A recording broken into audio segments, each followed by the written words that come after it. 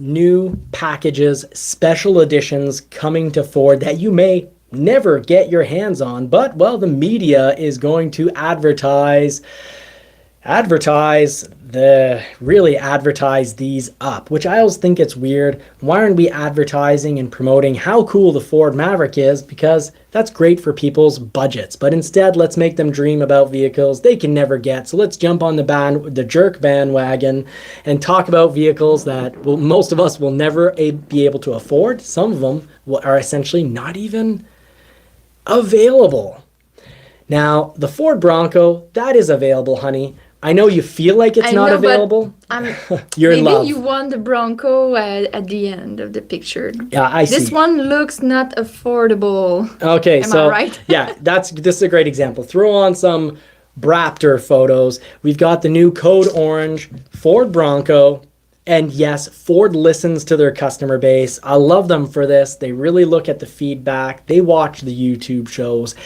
And they're in with it. They don't make you wait 5 years to get what you want. They listen to their fan base and they do it right away. So there's a lot of complaints about these fenders not being painted. And guess what? On the Code Orange package, they're painted right now and they look amazing. But most dealers, Code Orange, most dealers just to get a Raptor in the first place, some dealers will get 0. Some dealers will get 4, 5 because they're huge dealers. Some dealers will even get 10 because they have, they sell like, the equivalent of 10 medium-sized dealerships or, 10 big Canadian dealerships.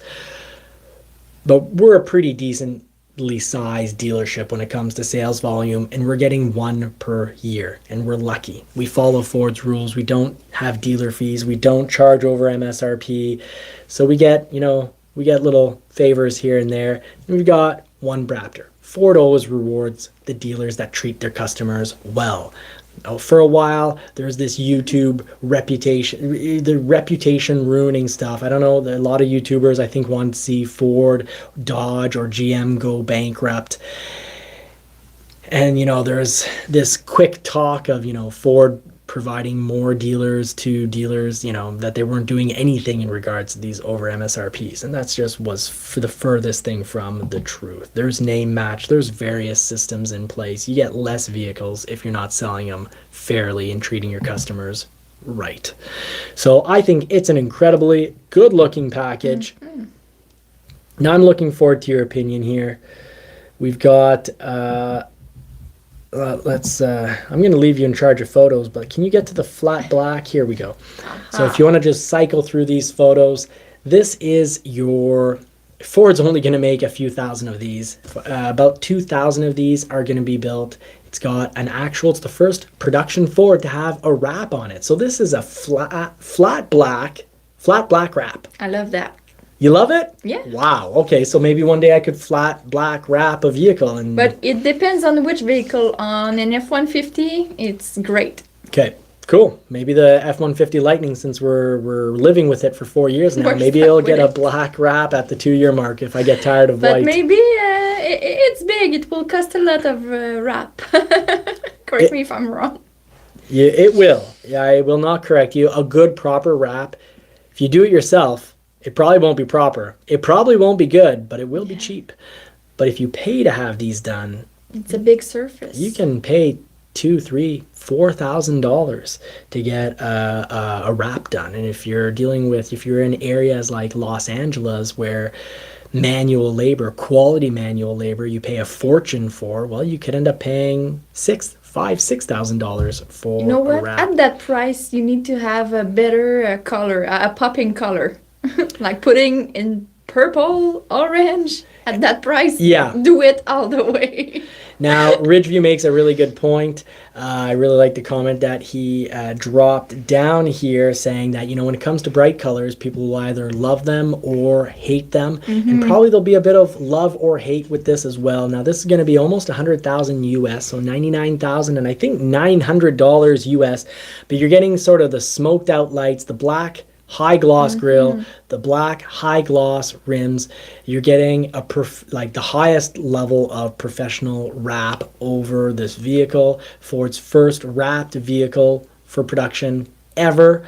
You're even getting kind of like a smoked power roof. So this is essentially a platinum, super rare edition, because there'll be 2,000 of these. Ford has roughly 3,000 US dealers, roughly 450 Canadian dealers. So don't expect your dealer to get one. Many dealers will not get one. Some dealers will get, you know, if mega huge dealers could get 10. I'd be surprised if we even get one. And if we do, it's going to be at MSRP. So if you're looking for one of these, hit me up. Got some great, I'm sorry for my big old head here and big hair, but look at this. What a stunning vehicle. You know, the Lightnings, lots of space in the front. Now, I'd love for Ford. You're Ford, you're doing a great job. You're pushing out, pumping out beautiful models. And Ford's going to continue to pump out special editions. But I need them to also focus on getting us the heated steering wheel that they removed because of the chip crisis.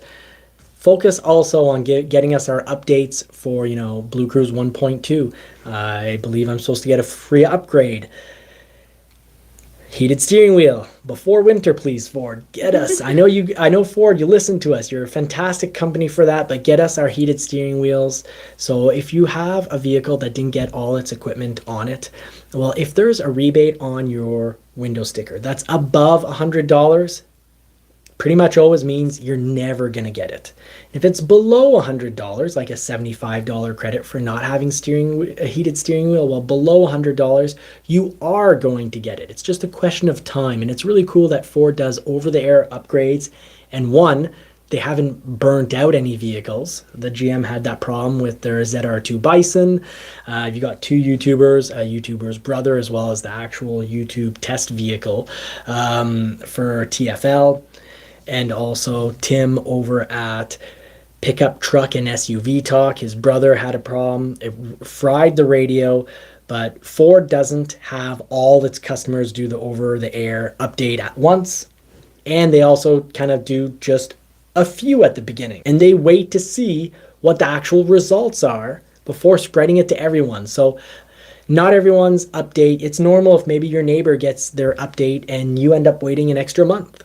And that's for smart safety issues, and I applaud Ford for doing that, even though it can mean that customers might be a little grumpy, like, oh, well, how come I haven't gotten mine yet? And make extra phone calls to Ford, and that means extra money spent on customer service.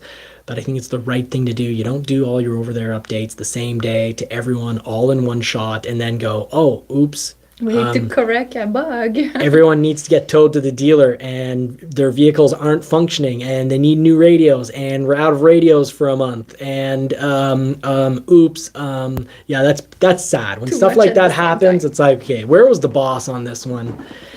Was he wearing pants? Is he the type of boss that goes to the job wearing shorts? Because this seems like a bit of a joke. Like this wasn't thought out. He's remote working. That's why he doesn't wear pants. He's in his boxers remote working. Maybe so. That's a good joke. Hey, I'm supposed to do the dad jokes. You're lucky I'm still awake at this hour. You're doing great.